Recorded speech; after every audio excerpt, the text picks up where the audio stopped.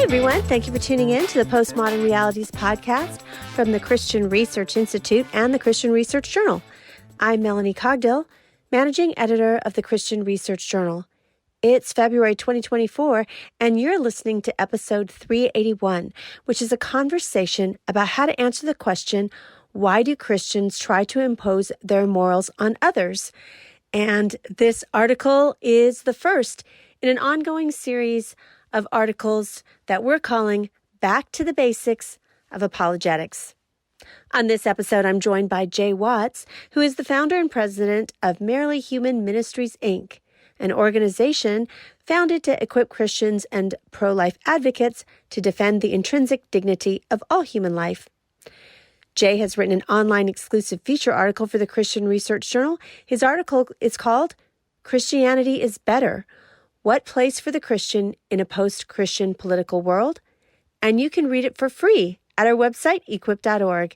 That's EQUIP.org. Jay, it's good to have you back on the podcast again. It's great to be back, as always. Well, as I mentioned in the intro, we are starting a brand new ongoing series. It'll be an occasional series that we're calling Back to Basics Apologetics. And we're getting back to some of the questions that are frequently asked. And for some of us who've been in this work for a long time, they're the typical questions we get asked a lot. But for the younger generations, and especially for some of the younger generations, well, the millennials are in their 40s now, but especially for Gen Z that have grown up very unchurched, these are all questions that they have. And I find that they're asked many times in the comments sections of various articles if Christianity is being covered on a particular issue, and specifically abortion, which is why I wanted to talk to Jay today. And he wrote this article because this is one of those frequently asked questions by non-Christians and, of course, by younger folks. And that is, why do Christians try to impose their morals on others? And I know in your experience, you come across this as you speak to college and high school students on campus. So how often are you asked this question? Almost every time you have, it doesn't come up often as much in Q&A, but what happens is afterwards, people will line up after the public part of it is done to ask questions they didn't feel as comfortable talking about it. And sometimes it comes up in Q&A, but almost every time, either in Q&A or in the post conversations, the post talk conversations, they want to know why I feel like it's appropriate to force my beliefs on other people. It's fine for me to have personally held beliefs, but it's not fine for me to force them to live by those same beliefs, and particularly in younger people, because they have been oftentimes when you're talking about universities or even in high schools, we're talking about Christian high schools, by the way, and Catholic high schools. The students that I talk to have a very low view of the relationship between Christianity and history. They see it as an oppressive force, as a colonializing force.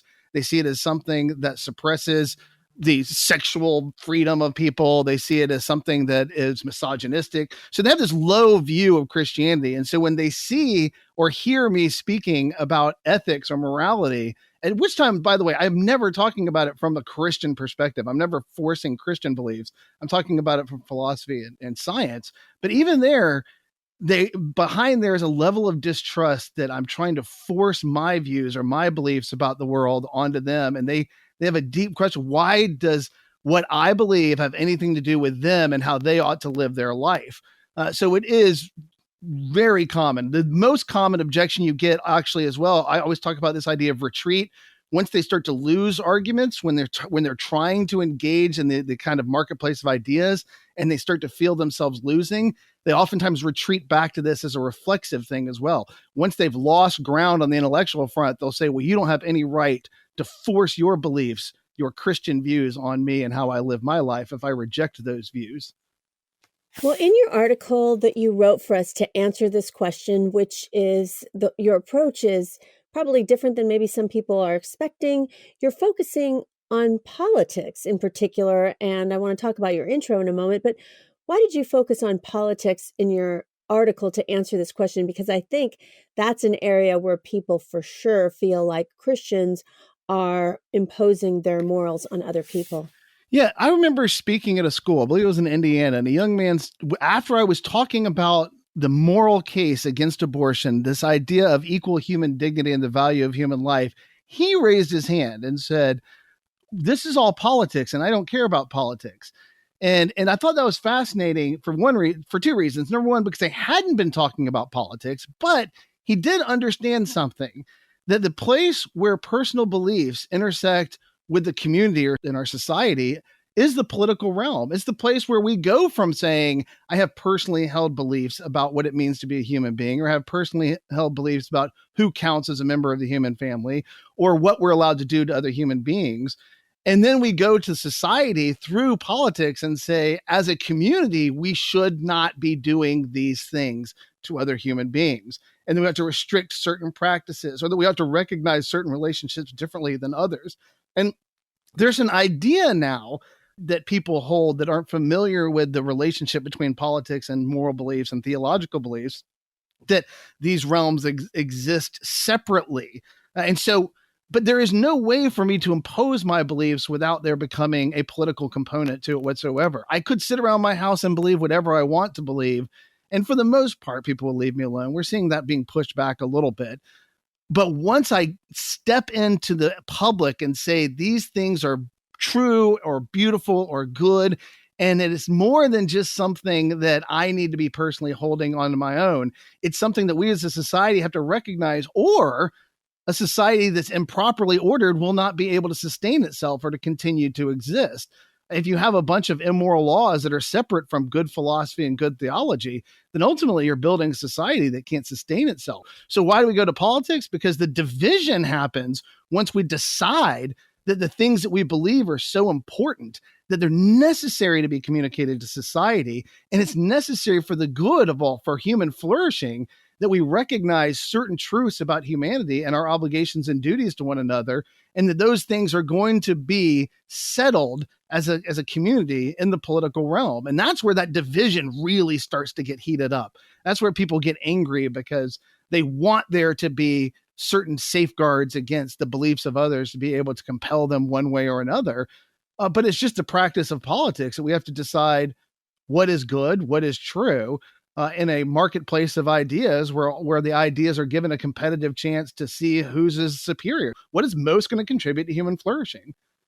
So on that note, your article in the introduction begins by noting there's been an effort by three well-known Christian leaders to address the divisive nature of, we're in 2024. It's going to be an election season, and among even other fellow Christians. And so why would that particular effort by those three leaders to work against division, specifically in the Christian community, why would that draw criticism from other Christians? I think that's a little fascinating. Some people would say, well, that is capitulating maybe to cultural pressures as to why they're teaming up together.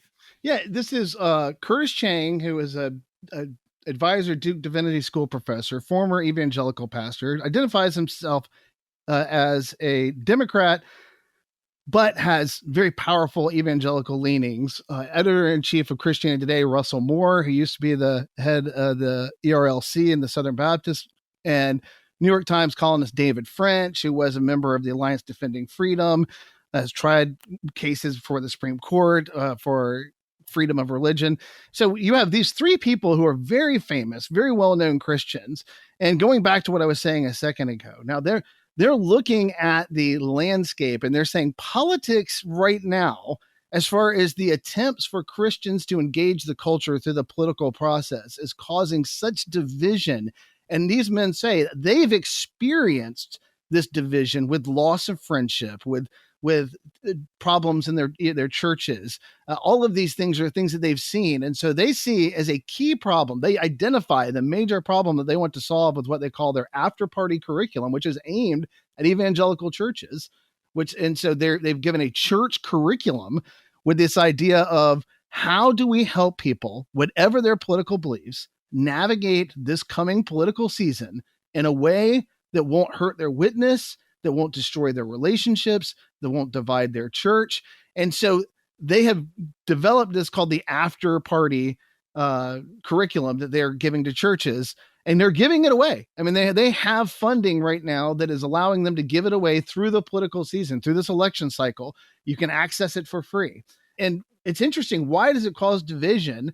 It causes for two reasons. Number one is a part of this, what we're talking about here. Within the Christian body, there's a tremendous amount of distrust that has been, let's say, cultivated over the last couple of election cycles. Some of it has to do with the divided nature of how people feel about former President Trump, with the divided nature that feel about him coming back, with the passions that people feel about the evil of what they would say, the evil of the Democratic platform. So the platform of the Democratic Party, whatever you think of any individual person within the Democratic Party, and you may like a Democratic candidate or a Democratic politician, somebody in the Democratic Party, but they serve the platform. If the platform has certain statements about abortion or the value of human life, there's a passionate resistance to that platform. So you'll have people who see their job in politics as to vote to limit the evil of the Democratic platform as it exists in its language about abortion. So you have all of these people and then of course you have other issues, obviously, that have come up over the last several years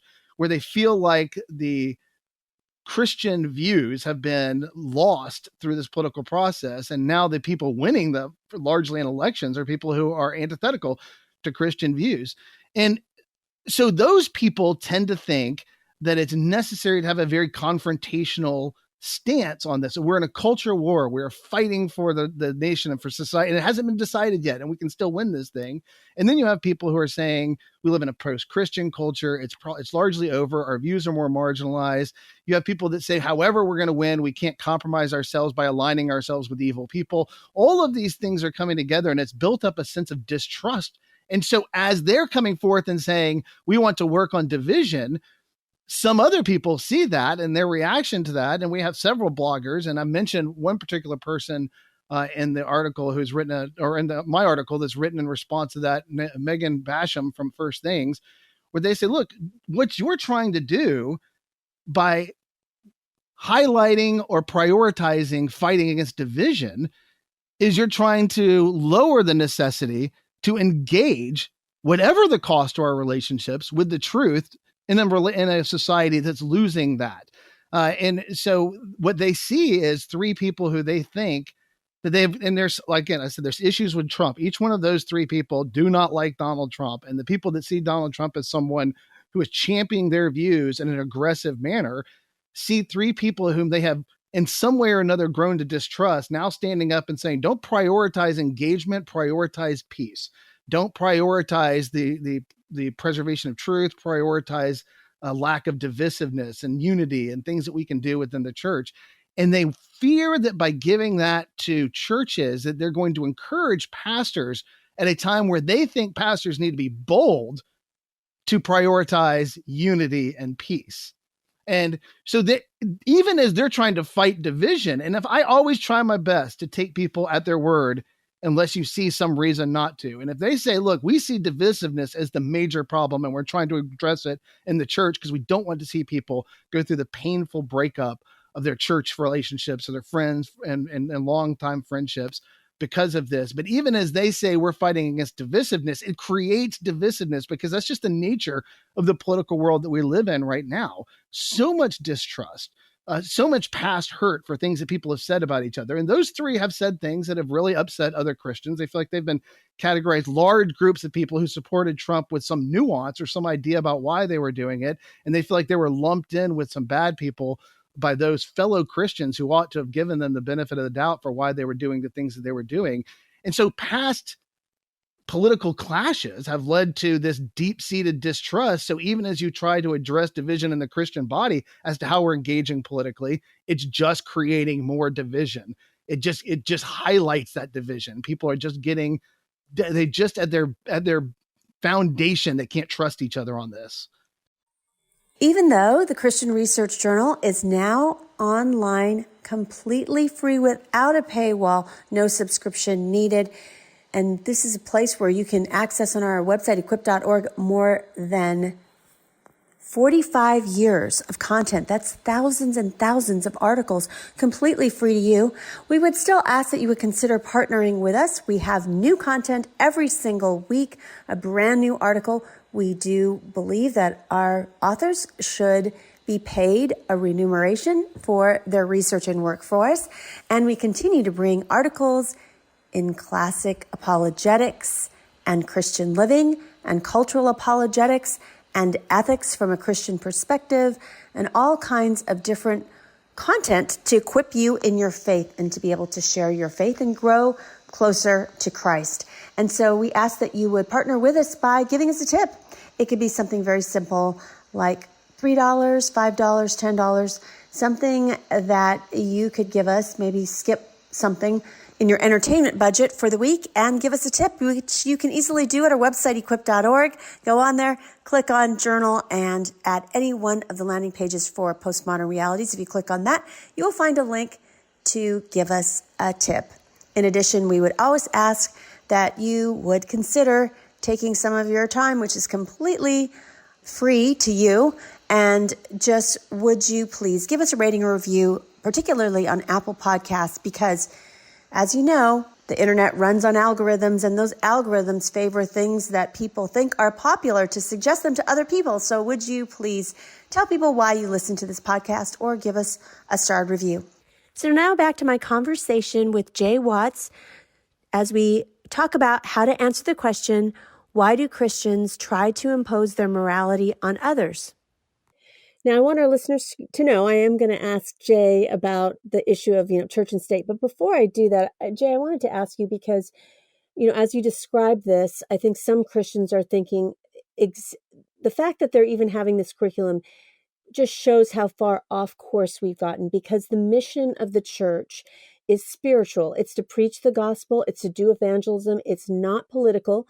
We should not be involved. That's where some of the more progressive denominations have gone off track, because they've made social issues or political issues primary rather than the spiritual mission of the church to preach the gospel. And so as we talk about that, I'm sure there's some Christians that are like, I don't even know, why we should even think about this, because we're getting so far afield from what the church should be about.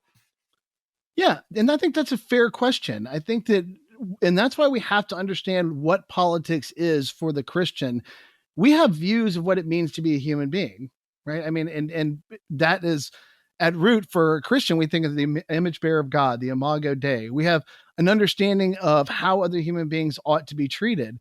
And we come from there's been a tradition, and there's several books that you can read about the sort of the loss of what we would call the corrective nature of scripture on most human beings in the United States. Like there was a time where in the United States, when you come out of certain times, like the Great Awakening or things like that, where you have a way that scripture can be seen as corrective on the world around us. And whereas like Jacques Barzun from Dawn to Decadence, where he talks about the loss of that, where you've seen that no longer in society or Western society is scripture a corrective. No longer can you tell somebody, well, the scripture says this, so we should correct our behavior to live in accordance with the scripture. So why should we care? Because the gospel is our primary. Well, if we leave the people of the world in the United States, let's just talk about our country. If we leave them to be the victims of bad policy that was crafted by people who have a bad view of other human beings, a faulty understanding of what it means to be a human being, a faulty understanding of what our duties and obligations are to other people, then we're not being good and faithful stewards of the word of God. Now, I was just talking, by the way, to some very, very important people in politics in my state last week, and we were all having a discussion about this because I was working on this article for you guys, and I wanted to talk to some other people about it. And so I got a room full of people and some very influential people who have asked to remain anonymous, but that have high positions. And all of them said the same thing as we're discussing this. This isn't about winning or losing. And I think that's where the engagement with politics in a proper manner becomes the most important, in the sense of understanding that there's a faithfulness to Christ that we have to do in order to live by, in order to make sure that the people in our society are living under just laws. And this isn't new. I mean, this isn't new, right? I mean, Martin Luther King Jr. was explicitly Christian in his language about why Black Americans shouldn't be treated the way that they were treated. The motivation, and interestingly enough, one of the things that I wrote about when I was much younger was how Gandhi co-opted the language of Jesus. Even though he rejected Jesus as Lord, he co-opted the language of Jesus so that people could see injustice. He used the teachings of Jesus to highlight injustice so that people could see when they were living outside of accordance of just laws. Going back to slavery in the United States and the abolitionist movement, you had people like Harriet Tubman, incredibly deeply motivated by her Christian beliefs. If you read the narrative of Frederick Douglass, deeply motivated by his ideas of what it means to be a valuable human being and the injustice of slavery. Go to Thomas Clarkson and William Wilberforce in the abolitionist movement in England, where they fought to change laws that were unjust and were subjugating entire classes of human beings to the most vile and evil mistreatment. One of the worst things we've ever done to any other group of human beings through the act of the slave trade. And so there have been throughout history Christians who have understood that it's not enough for me to be right and to hold correct views of other human beings and let then society just mistreat whole categories of human beings and talk about what I talk about the most often, which is the issue of abortion. If you're not one of the million human lives that are being destroyed through the practice of abortion in the United States every year, or the around 70 million that are being destroyed worldwide every year, then you might have the luxury of being able to say, these are private, personally held beliefs, and we have to focus on the gospel and not worry about those things. But the gospel requires me to love my neighbor as myself, and so I have to come outside of myself and to convince my neighbor to love his neighbor as himself. And if I can convince enough of them, then we can get good law. Now, here's the thing. We don't have to have everybody agree with good law. That's the whole point of law. You're never going to get 100% agreement of society. The reason that we make things illegal is because we recognize we'll never get 100% of the people in society to agree with us one way or another. But if we can get a critical mass to agree that there are certain ways that we shouldn't treat other human beings, and other human beings have basic fundamental rights that they have by virtue of what they are, the Imago Dei, and that we have a duty and responsibility to treat them, not the least of which is just not to kill them, treat them a certain way, then I go out and I try to convince a certain number of people of those truths. And I'm inspired by that, by the great commandment to love my neighbor as myself. And so I think there is the problem if we think that this is something other than serving the gospel. I don't see, and I'm not the only, and I talk about this at length in other parts, and we can get to some of those people later and some of the arguments they put forth, but I don't understand how we can believe, like that young man who could say, politics have nothing to do with me. Politics is nothing more than how we work out our morality in the public sphere, in the marketplace of ideas. It's nothing more or less than how we take what are most deeply held and cherished beliefs and take them to society so that we can say, I think this is a better way, and that's the whole title of my article is Christianity is Better. This is a better way to organize society than other ways. And if you see the rightness in those ways, if you see the goodness of grace and mercy, or you see the goodness of justice, or you see the goodness of objective morality, if you see the goodness of all of those and understand that that is better for society, then you have to go out and try to convince your neighbor to treat their neighbor better. So I think a typical follow-up question to the original question of, why do Christians try to impose their morals on others, at least in the United States, people will follow that up with, well, we have the separation of church and state, and that the framers of the U.S. Constitution intended that there be a wall between religion and the church and, matters of government. And so what did the founding fathers think about the relationship between church and state? Because that's the number one thing. Why shouldn't there be prayer in the public square? Separation of church and state. Why should, Christians not try to influence from their particular worldview, separation of church and state, because they're influenced by the church? So let's go back. What did the founding fathers think about this relationship between the church and government? It's interesting. If you read, I found two tensions and reading multiple books and trying to get back, and even talking to those gentlemen that I told you I talked to. One of them is a president of a university. The other one is a state Supreme Court judge. And I was asking them similar questions, and it was, they were speaking in accordance with these other books that I've read, these two tensions that exist. One of them was obviously these people had escaped governments where there were state religions, and they wanted to practice their own religion in the way that they wanted to practice it without the interference of the state.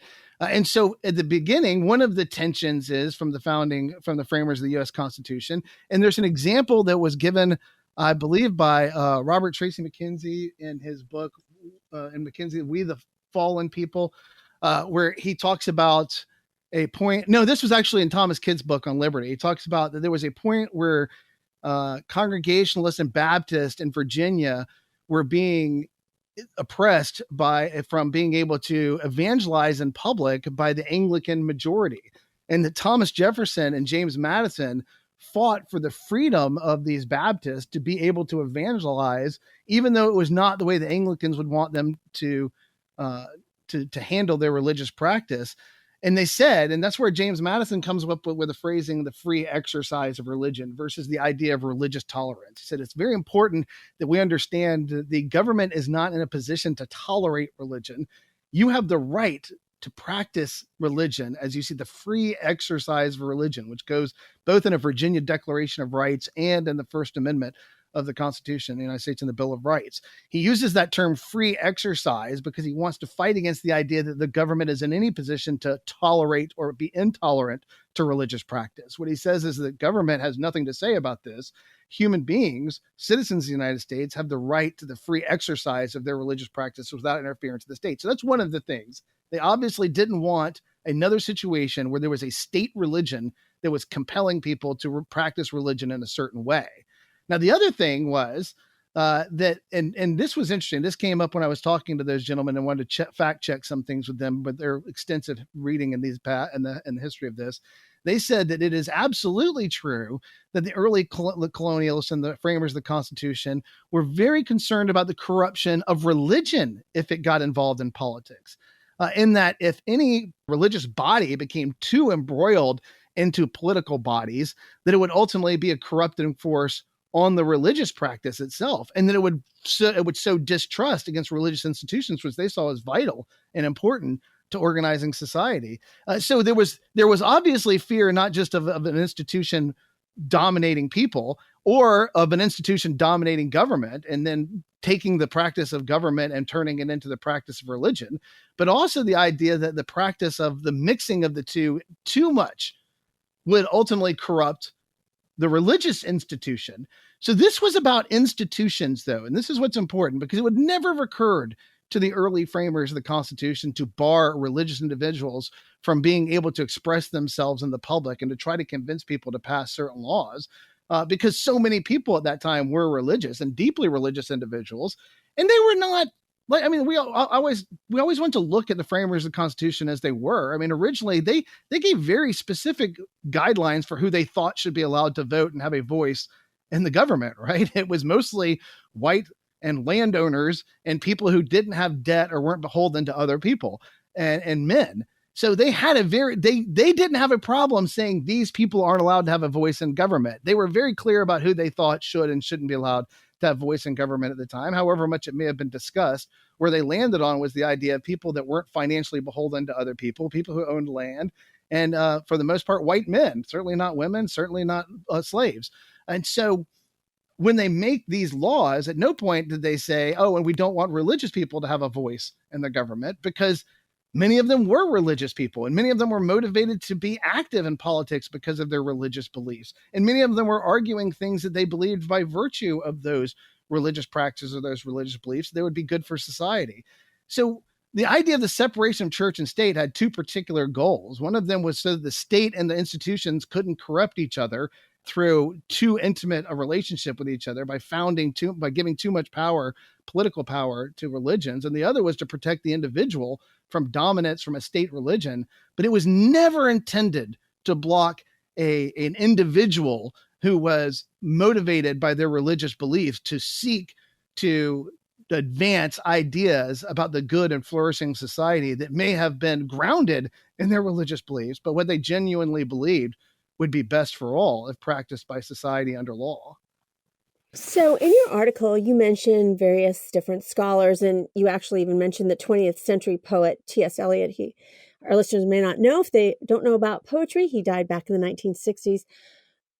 But you mentioned these people making the case that everyone is practicing some sort of religion, that no one has a worldview that's completely secular. So what does T.S. Eliot mean when he says, he's talking about people and he calls many people modern pagans and they're not purely secular? Is that true? Are any of us 100% secular, even the people who would reject Christianity? Yeah, and you hear this also from Robert George, from Francis Beckwith, from writers like Stephen D. Smith and his book Pagans and the Christians in the City. Even you hear this, and like T.S. Eliot said, the conflict is not going to be against religious believers and non-believers. It's going to be against religious believers and modern pagans. And what do you mean? And what they mean by that? And that's a theme, by the way, of Pagans and Christians in the City by Stephen Smith, which is a great book. But in that book, he talks about this idea that everybody who comes to the marketplace of ideas, to the public square, everyone who comes to the political body to advance ideas is coming with some view of what it means to be a human being, of what it means to have a relationship with society. And when you come to that, and Francis Beckwith would use abortion as a case, right? Where he would say, they're going to come and they're going to say that they understand what it means to be a human being and who has rights. And they're going to divide up the human family between person who has rights and human beings who are merely human, who don't have rights. And those that are just merely human, we are free to do with them and do to them whatever we wish to do. And so he would highlight them and he would say, those people we can abuse, those human lives we can destroy. They do not deserve any respect from us. They do not deserve the protection under law from us. And he would say, look, when they do this, and this is the point that T.S. Eliot was making, calling them modern pagans, they're not appealing to some secular view that has a privileged platform for which it can see what human beings truly are versus what religious people may think they are, or Christians may think they are, or Jewish people may think they are.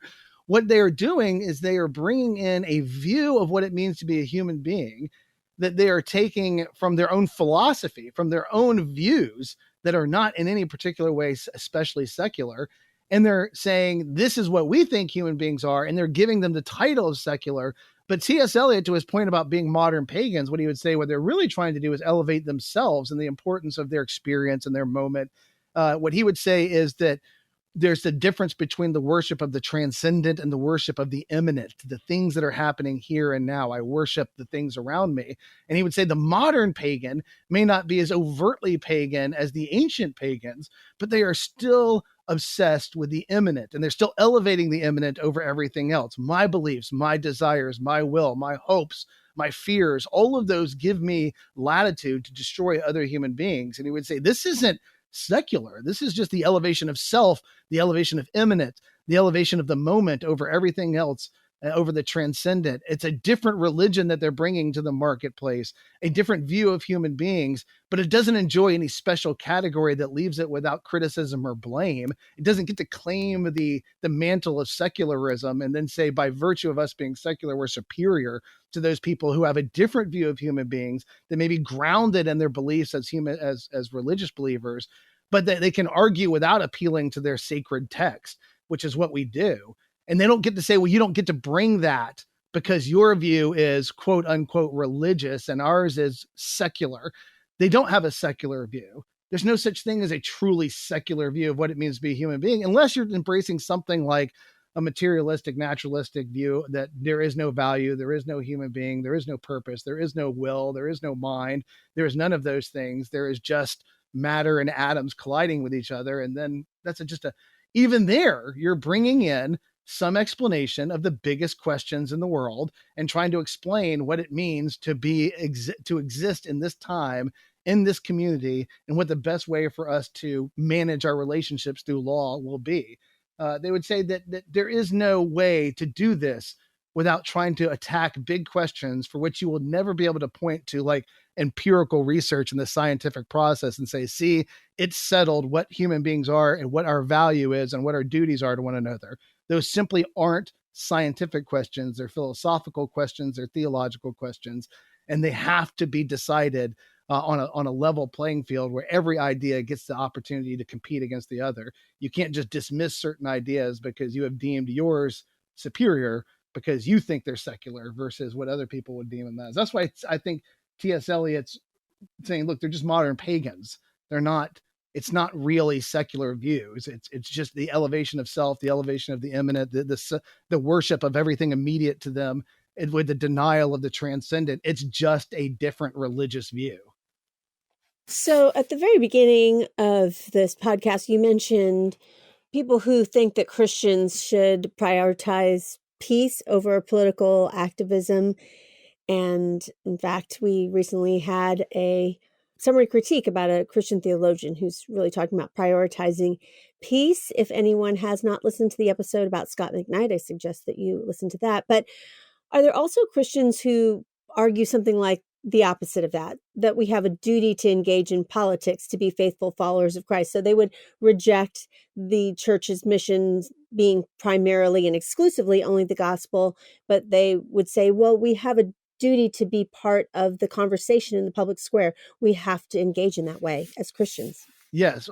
Professor Robert George from Princeton University, he has an entire chapter in his book, The Clash of Orthodoxies, devoted to the idea that for him, now he's a Catholic, and he's saying that to be a good Catholic, and he quotes John Paul II, former Pope John Paul II, extensively in this. He said, to be a good Catholic, we are required to engage our community, because he says that we have to, Catholics lean heavily on a principle of subsidiarity. And what they mean by that is that there are the most local institutions are the best institutions for handling a problem. For example, the most local institution is the individual. So if I have a problem, the best solution for that would be for me to handle it on my own. If I can't handle it on my own, the next most local institution would be my family. My family should be able to help me, which places a strong strong priority on us keeping strong families in the United States, because strong families mean strong communities. Because if I don't have to go to the community, if my family can help me when I have problems and I don't require the community's help or interceding in my problems, then that's good for everyone. And so the family needs to be strong and needs to be intact for the purposes of taking care of people. So that would be the next institution. Then beyond that, if the family can't handle it, you would go to a place like the institution of the church. And so this idea is you only want to go to certain institutions when it's necessary. And the last of those would be something like a strong government to be able to help with people. But it does recognize that there are legitimate places where we need the government to help people.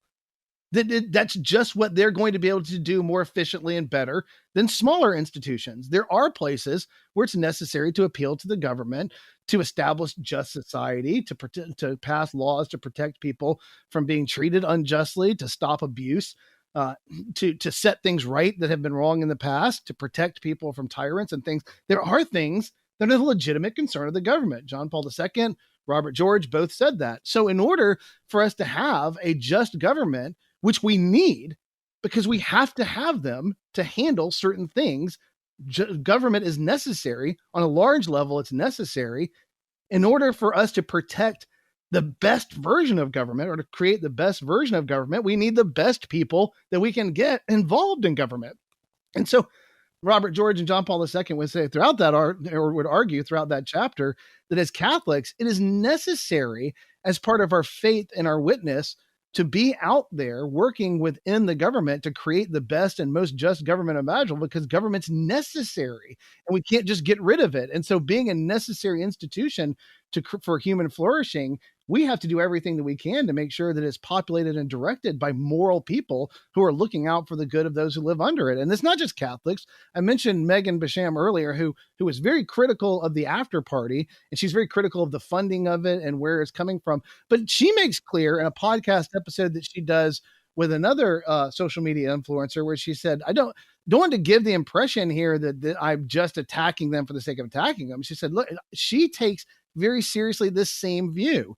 We have a responsibility and duty to engage in politics because government is necessary and it's a powerful force in our life for establishing justice in the world around us. And so in order for us to love our neighbors as ourselves, to fulfill the great commandment that was given to us, love the Lord our God and love our neighbors as ourselves, we have to love our neighbors in every possible way. That means being there for them personally.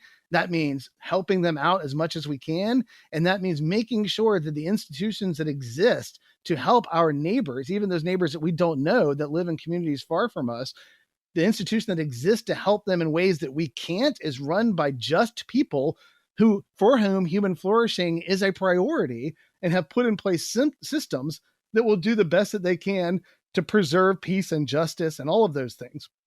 So yeah, you have people who say we shouldn't be involved in politics. We should prioritize peace. But the counter to that is, if we're not involved in politics, then we leave a vacuum for people who have a low view of human value, or if people have faulty views of human value, or even worse, people who are going to use other human beings as a means to accomplish goals without regard to them. There's a Paul Johnson, an intellectual. He wrote a book called Intellectuals, historian Paul Johnson. And in there, he describes or defines intellectuals as people who love ideas more than they love people. And they would like to see that their ideas are activated through the political body, without regard to what it'll ultimately do to the people who live under those laws. John Stonestreet, who is at Breakpoint, often says, bad ideas have victims, right? He's like, the bad ideas have consequences and they have victims. And so if we leave the political field altogether to prioritize peace and a lack of divisiveness, we leave it for people who will use it to do wrong, either intentionally or unintentionally. And so and I'm one of those people who believe wholeheartedly that we have a responsibility and duty to fill that role, to engage with a necessary institution that exists to make sure that the people who are working within it are moral people with an idea towards the good of human flourishing and how we can use government to accomplish that goal, and limit it in so much as it doesn't become something that starts to interfere with areas that have no business, that the government has no business in getting involved in, which is the other danger. If you leave it to people who see government as a means to power, then they use that power to advance all sorts of ideas beyond the legitimate use of governmental power. We need good people in government who have good ideas about what it means to be a human being and who want to see those ideas put under law so that all of us can flourish in as much as possible. And so, yeah, there's a lot of Christians who believe it is necessary to our duty to love our neighbors ourselves to be involved, because the institution exists and it's necessary for human flourishing.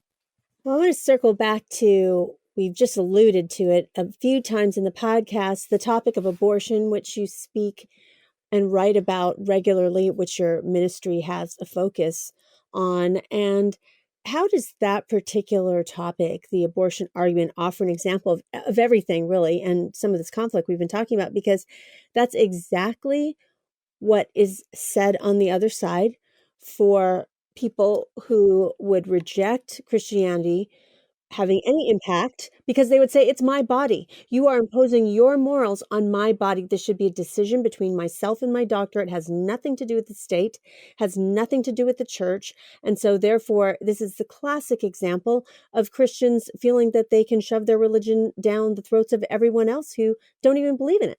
Absolutely. It's a fair objection that has to be answered on our side, right? And it's deeply personal. And that's what, for the 50 years of Roe v. Wade, it was the idea of it being personal that grounded the Roe v. Wade decision. This is a deeply personal issue. This is nobody else's business, and it was very focused on doctors, oddly enough. But this is a deeply personal medical issue, and you're trying to. When I stand up there, they're thinking of this as something they have a right to do. That has to do with their bodily autonomy, with the free will to make decisions about how they're going to live their life. And then here is this man standing in front of them and saying the law ought to restrict the practice of abortion. And they're saying that's because you believe the unborn or something, but I reject what you're saying. I don't believe your biblical beliefs. Number one, and I alluded to this earlier, but I want to state it explicitly now. None of us that I work with, the people that I've worked with over the years, or the philosophers that I follow, none of us, when we go out into the public and make a case against abortion, none of us appeal to the Bible. When we're trying to convince somebody who disagrees with us, I am not out there talking about the Bible. I may talk about that some when I'm speaking to church groups and I'm trying to talk to them about getting them motivated to engage this issue. But when I'm at a place where I get the opportunity, for example, years ago when I spoke at Harvard Hall, or when I go to any university or any school and I have a room full of people there and I have the opportunity to try to convince them that abortion is a moral wrong, I do it on two fronts. I argue that science demonstrates that from the moment they come into existence, the unborn are a human being, that they are human. It's a human life we're talking about. And this is inarguable. Right now, tell them, and like at this point, because of the work of a guy by the name of Steve Jacobs and his PhD research at University of Chicago, where he established that academic biologists, the overwhelming majority of which are pro-choice and not believers, say that over 96% affirm that life begins at conception, right? At fertilization, that's when a life begins. So look, biologically speaking, a human life begins at the moment that it comes into existence. Do we have a human being, a human life? And now the question of when does that life become valuable is a philosophical question. And we have to just look at different views of how we determine human life and see which one of them is the most just and which one of them is the most likely to ground a society that is going to contribute to human flourishing. There's a Christopher Tolleson, a philosopher at University of South Carolina that I interviewed about a book that he wrote called The Way of Medicine that he co-wrote, where they were talking about the way medicine is practiced today. And we were talking about the different objections of people who get mad when they say you're forcing your religious belief on us about what human beings are. And offhandedly, while he and I were chatting, I said, the hardest part is convincing them that they would rather live in a world where all human beings were treated with dignity and respect. Besides whatever they want to get away with at the moment, or whether they want to do that would be forbidden in that kind of a world, that it would be better for all, even them, if we live in that world. So this is deeply personal to them. So why do I get to be intrusive? Number one, I'm offering an argument based in science and philosophy about what it means to be human and what kind of human life ought to be treated with dignity and respect. I believe those arguments are better than anything they have to counter. Now, as a result of that, then we're placed into a world where we realize that we don't have the freedom to destroy other human beings for being inconvenient. Now, I have recognized in writing and in talk for years that pregnancy is a strange place. And it's one of the weirdest places at the intersection of law and faith and belief and philosophy and all of those things, because it is the intersection of two human lives in a way that will never happen again throughout a person's lifetime. They are located inside another human being. And that's weird. And I acknowledge that. But it is also the way every human being who has ever existed throughout all of human history came into existence.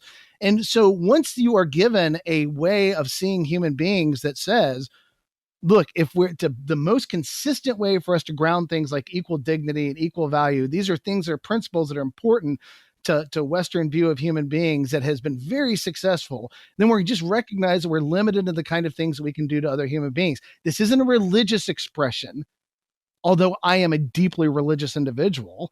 And although it's sourced out of that as my commitment to love my neighbor as myself, but even those people who reject everything that I believe as Christians, like an atheist like Teresa Bukanovic, who's running for the Democratic presidency right now against Joe Biden. Obviously, that's not a very successful campaign she's running, but she's out there running it for the express purpose for her to be able to say, it doesn't take being a Christian to say we shouldn't kill other human beings. And it doesn't take being a Christian to recognize that that life before it's born is a human being that deserves to live without our killing it for being inconvenient.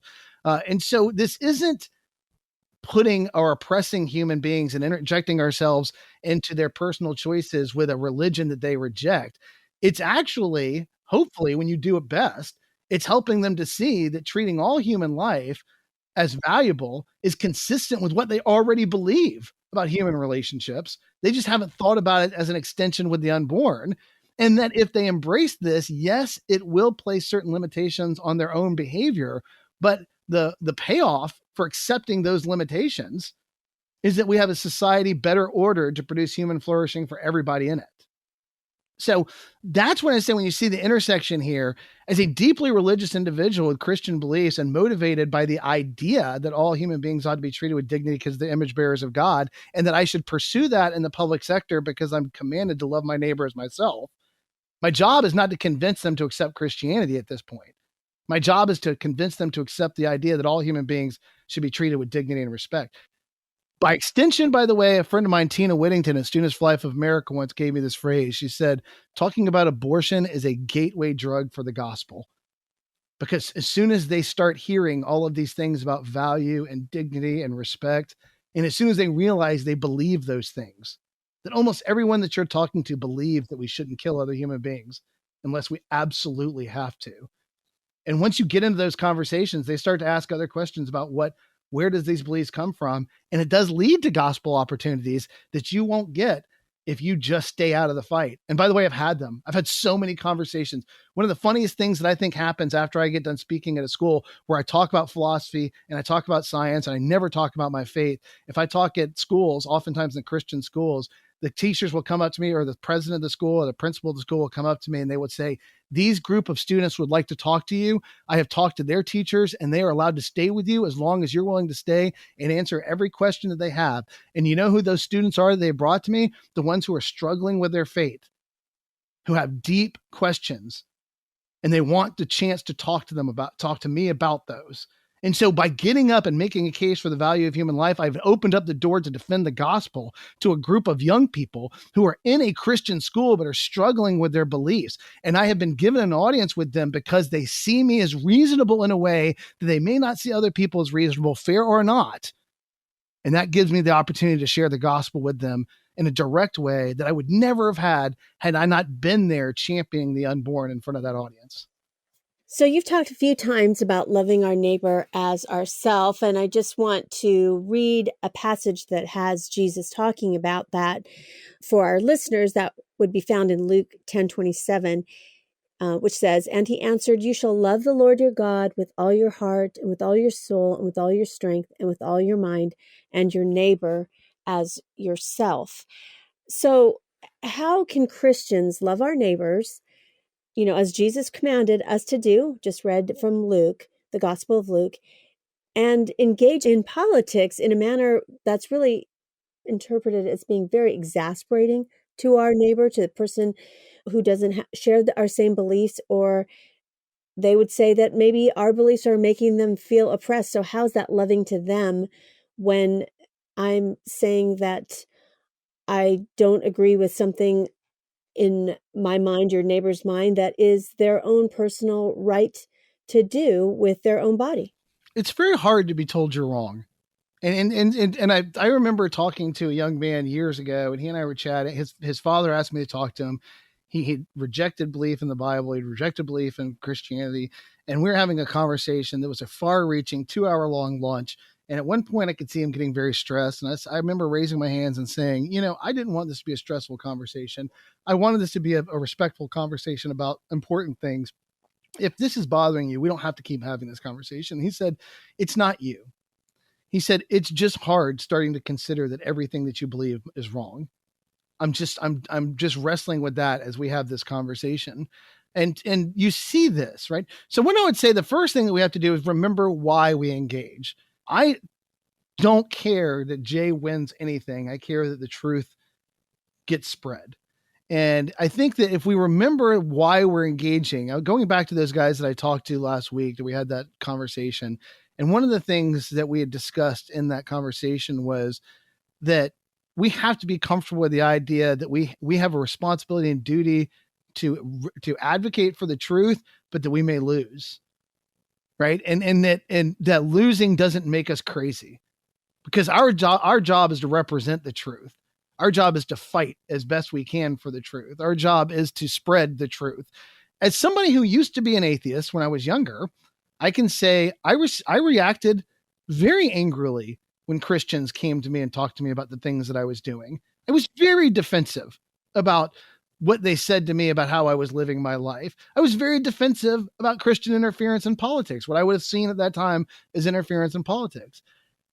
And I now, from where I'm sitting, am so grateful to God, to every Christian that was willing to absorb the abuse that they got by coming to me to talk to me about these things. I'm grateful for every Christian that was out there fighting for a just society, even though I didn't see them as doing so on this side of things, because when I was there, I was not living in accordance with the truth. And those people who were willing to endure the storm of my derision, right, They did good work that ultimately led to me being able to be on this side of things and to act out of love for Christ first, for God first, and then love for my neighbor second. And the great thing about that, if you go and you quoted from Luke, in the article, I quote from the Gospel of Matthew 22:30, where it says, all the law and the prophets hang on these two commandments.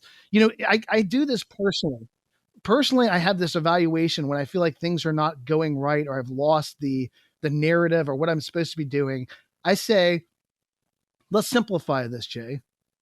Am I loving God with everything that I have, with all of my being? Have I laid myself out on the altar of God?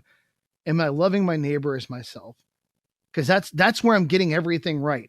And so one of the things I've always encouraged audiences over the last few years, post-COVID, I started giving this talk where I would say we are at our best when our neighborhood is expansive, when we have an expansive view of what it means to be our neighbor, when we are looking for opportunities to love our neighbor, even the people that we don't immediately understand as our neighbor. And then let's go back for me and talking about abortion. There are two people that I am looking at, two groups of human beings that I am looking at that are my neighbor and that I see I am in service to by spreading this message that all human beings ought to be treated with dignity and respect, even if it means passing laws that people feel like unfairly restrict their personal decisions. The first is obviously the unborn, because your personal decisions are destroying life. And they have nothing to say about it because they can't speak for themselves. But that doesn't mean that they're not human. And it doesn't mean that we're just in killing them. It just means that they can't object. And so I'll object on their behalf. So they're my neighbor. And I fight for the unborn because they're my neighbor and I love them as I love myself. And because even though I am not going to be the victim of abortion anytime in the near future, they are daily the victims of abortion. And so in loving them as I love myself, I give my voice to them as if it were my very own life pleading for it. That's the best I can offer them. But the second thing is the people who are living in a lie are my neighbor. And they will be better served. Christianity is better. I know it. I've experienced it. It's better.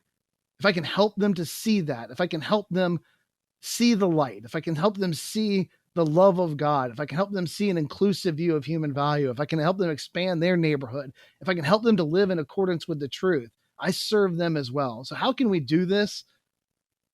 I think as best we can, we remember why we're doing it and we remember who's included in our neighborhood. It's not just the victims of bad ideas. We're all victims of bad ideas. The whole of society is victim of bad ideas once they become laws.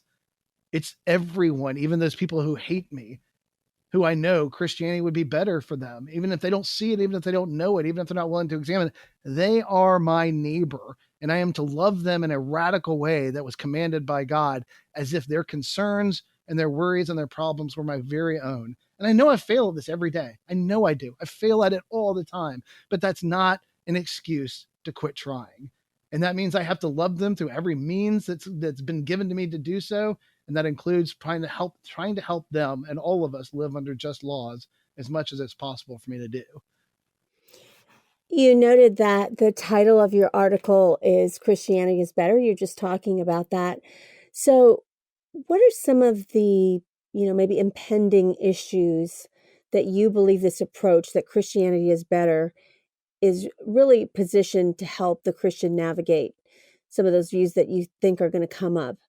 And just kind of expand on that a little bit more, because again, even the phrase that Christianity is better, people would say, well, again, you're trying to impose your morals on me. But as Christians, believing that Christianity is better, how can that equip us for some future issues coming up?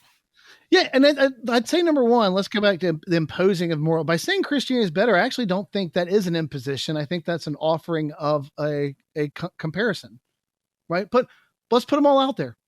Put them all out there. Put every view out there. Give everybody the chance to voice their views and let people see them fully. And let's not poison the well by saying religious beliefs ought to be excluded. And let's not prejudice the battlefield by saying some people get a pass and other people aren't allowed to express their views. I think by saying Christianity is better, we're actually just offering an option. And all we're saying is we need the opportunity to express ourselves fully so that we can make our case that this is better. And what other ways will it serve? And I think in everything that we have coming, I mean, when you're talking about the advancement of science, medical science, We've talked about, I've written articles for you about human animal chimera research. We've talked about physician assisted suicide. We talk about transhumanism. We've talked about the idea of people who are actively trying to move human life and human beings past this human stage and to transform us into something else through an integration of humanity and technology. We talk about the advancement of AI and the idea of even if we were to accept all of the good that AI can do, we have to recognize that AI is creating a level of stress on our brothers and sisters. And so we have a duty or responsibility to engage it, not from the idea that AI will, for like a post-humanist or a transhumanist, it would say for AI is going to turn us into something else, and that's great. But from the view of being able to say, our devotion to the value of human life can be a bulwark against allowing AI to become something that it shouldn't become. As long as we're always looking at this through the lens that our brothers and sisters, other human lives, matter. And then when we talk about the things, Tom Holland, a secular, non-Christian historian, in his book Dominion, tries to make the case that Christianity tamed the world largely. And he gives it's a survey of human history through this idea of the taming effect of Christianity on the world. I think in one place where he hits it very squarely on the head is where he said, Christianity brings with it a devotion to the weak that just does not exist in other worldviews. The idea that we serve God by taking care of those who cannot take care of themselves, that Christianity brought that in a way that the world had never seen and introduced it. Now, the power of having communities committed to Christianity, combined with this view that the low people deserve to be treated better, made the whole world better, according to Tom Holland, who rejects Christianity as the truth. I saw this personally with a friend of mine who was a Christian, who I went back to. We were doing a mission trip in a largely Muslim land in Indonesia. And when he and I were talking, I said, what was it like for you when you came to the United States? And he said, what was the most startling thing to me was the way you guys care for people who can't take care of themselves. He said, where I grew up, if you had issues that made it so you couldn't contribute, you were just cast aside, ignored. You just were not paid attention to. And I saw this, by the way, in some small villages when I've traveled around the world and had the opportunity to preach the gospel in these places. You'll go into these villages and you'll see a kid sitting in a wheelchair or somebody dealing with somebody, and they're just sitting there and nobody's paying any attention to them. He said, then I came to the United States and I made such an effort. We're doing so much to take care of people. And it was startling to me. He said, it startled me. So when you talk about what Christianity offers, as far as a devotion to the importance of human life, the ideas of mercy and justice balancing against each other, that we can't just go full in and destroy our enemies, because our enemies are not the people. We're trying to win those people over to Christ. We want them to be restored to a right relationship. It's our plan is not their destruction, but their redemption and their salvation. And all of these things are things that serve us well as we get into the ability to manipulate biology in a way that's never been seen before in human history, to take liberties with life in a way that has never been seen before in human history, to question the very destiny of humanity in a way that's never been experienced before in human history. A robust view of what it means to be human, grounded in the Imago Dei and the value of and the equal dignity of all human life, and to love our neighbors of ourselves. This is something that will protect all of us as we go forward, even those who don't agree with that view at this point or not. It's a way to create a better world, not a perfect world. There will be no perfect world this side of heaven, but a better world than one where human beings are seen as disposable or as a problem to be overcome. So do you think that we can make the case to folks who reject Christianity that Christianity is better without, you talked a bit about that, but without making them feel oppressed by even the idea of Christianity is better, by saying we're giving them an option, but they still might think that in the option that we're giving, it sounds oppressive. It sounds like we're trying to give them an option that's requiring them to impose morals on other people. Yeah. I don't think you'll ever, I obviously, I mentioned earlier the idea that laws wouldn't exist if we could convince 100% of the people of the good of any particular viewpoint. The reason that laws exist is because we recognize we'll never convince 100% of the people to do good. And so we have to put in place systems to restrict the behavior of people and to be able to punish them when they do something that the law says they shouldn't be able to do. So no, I don't think we'll ever be able to quiet every loud voice that's worried about our interference. I 100%, by the way, do agree with them on some level or another. The championing of the Christian views of equal dignity of human value is going to limit their ability to make certain decisions that they have decided and that government has decided for a while there, and in some places still does, and that culture has decided that are perfectly legitimate things that they're allowed to do. That ultimately we do limit behavior all over the place. And that's always been a helpful way for people to see that. When we're talking to them, there is a reaction. I remember one young lady stood up in San Francisco and she got very angry with me about the idea of saying that there were certain things that she wasn't allowed to choose to do. And then I was able to lay out several other things that she's not allowed to choose. I said, for example, I believe, do you believe that women ought to be able to make free decisions without the interference of the state of the community? She says, yes. Well, should you be allowed to choose to walk across this room, to see the possessions of one of your classmates that you really like, to seize those possessions for yourself without any compensation and without the approval of the person you took them from? And she said, no, of course not. Well, why not? Because that would be stealing. I said, and stealing is what? Wrong. I said, wrong and illegal. So, and then we could go through this with people, and I go through this with them and say, look, there are cases where you already accept that it is perfectly legitimate for your choices to be limited, and that you don't see this as an inclusion or a burden of somebody else's morality, largely because you see yourself in some sense of principle of reciprocity. You don't want people stealing from you, so you think it's okay to object to you stealing.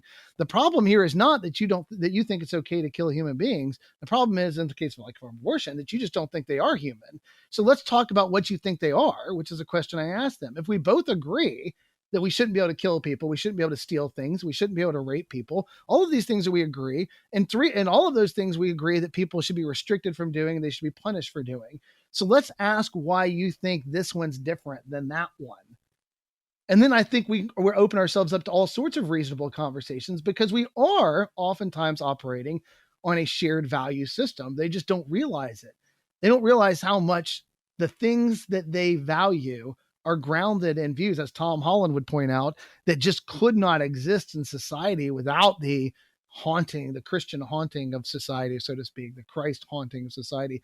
If we weren't still living in some way or another as if we believed these things, as we start to jettison them, or as culture starts to jettison them one at a time, then society as we live in it would suddenly become impossible. So even Tom Holland, and he's not the only one, there's lots of secular writers that have written this, that say, look, it may just very well be that Christian ethics are something we can't get rid of and still have an ordered society because they're so good. And so if I help them to see that these things that are grounded in these beliefs that you're rejecting out of hand because you see them as intrusive to your personal decisions, you already accept limits on your personal decisions. We're just talking about one more, and we have a really, really, really good reason for talking about that and for wanting that restriction. And that reason, if we embrace it, will protect you from future abuse. I'm reminded of Hadley Arkes talking about in his debates with Stephen Douglas about slavery, where he said to be careful about the arguments that you're making as Abraham Lincoln's making against Stephen Douglas. Hadley Arkes writes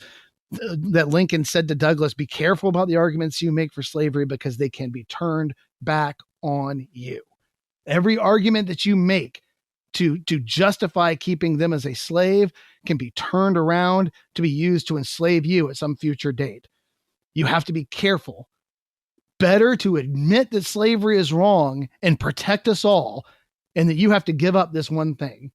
And that's the kind of arguments that we can have. So no, we will never, ever stop hearing the people who are angry with us on some level or another. But our job is not to convince everyone.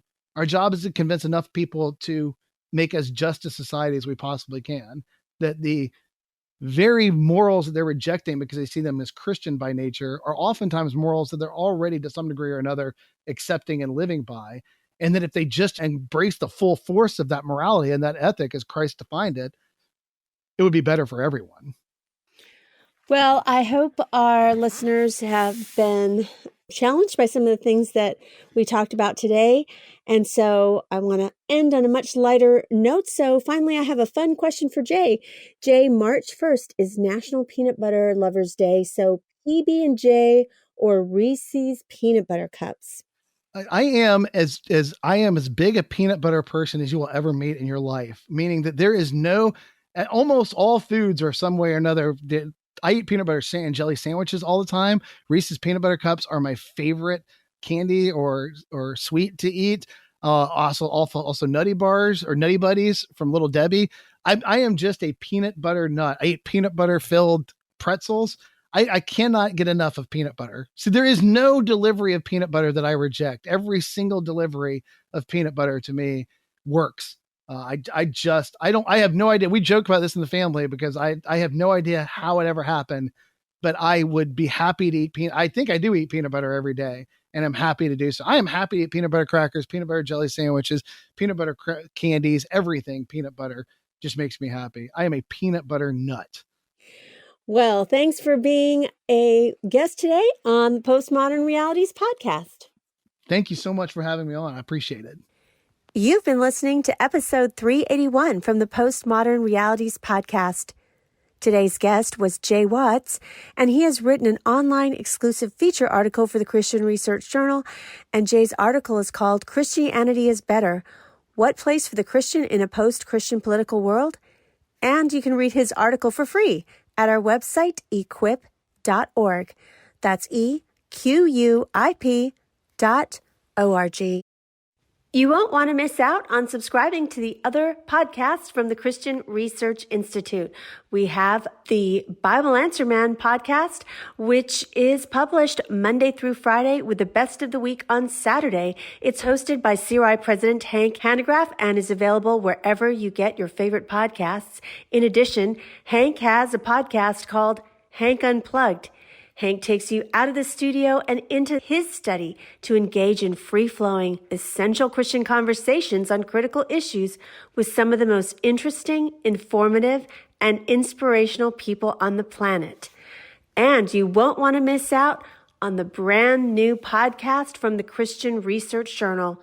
Christian Research Journal Reads presents audio versions of Christian Research Journal articles. It was a print incarnation of almost 45 years. It's now on the web, as you know, with new articles every single week. So you won't want to miss these audio articles of some of our most popular and most accessed articles on our website, equip.org.